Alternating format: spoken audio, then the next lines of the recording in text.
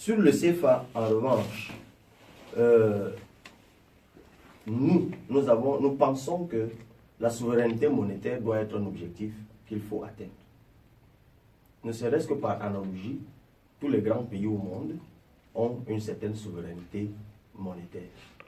Sauf que, quand on a été colonisé, comme vous dites, ça se fait par étapes.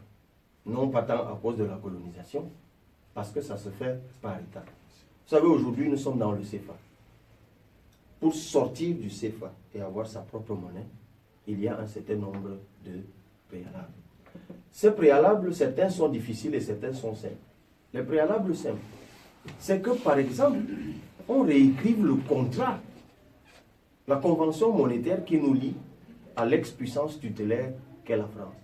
Est-ce que vous savez qu'aujourd'hui, lorsque nous vendons à l'étranger, parce que c'est comme ça qu'on acquiert les devises, c'est pas à vous que je l'apprends, 50% c'est retenu dans le compte d'opération pour garantir la convertibilité. Et on retient encore 35% pour le change, les réserves de change. Et on bat la monnaie. Aucun pays au monde ne peut fonctionner comme ça. C'est-à-dire, on peut tout au moins, pour les réserves de change, c'est normal. Il faudra toujours pouvoir changer la monnaie. Mais au moins, la garantie de convertibilité, on pourrait très bien la renégocier de 50 à 20% par exemple, aujourd'hui. Progressivement, allons-y progressivement. Donc, ce que je veux dire, c'est que les intellectuels africains qui disent en 3 jours, on sort du CFA, ne disent pas la vérité. Ayons aussi l'honnêteté, c'est-à-dire on veut mobiliser les populations, mais disons-leur aussi la vérité.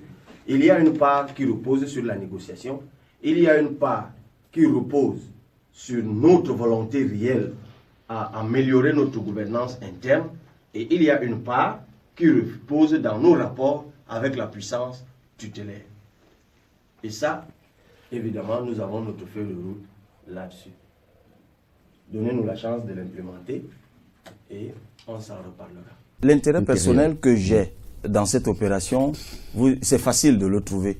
Une fois que vous avez trouvé l'intérêt personnel qu'avaient Osende Afana, Ernest Ouandjé, Ruben Oumniobe et les autres, lorsqu'ils luttaient au péril de leurs emplois personnels, au péril de leur famille, lorsqu'ils ont lutté dans les années, à la fin des années 50 pour l'indépendance du Cameroun, une fois que vous avez trouvé quel est l'intérêt personnel qui les animait, très facile, vous avez trouvé le mien.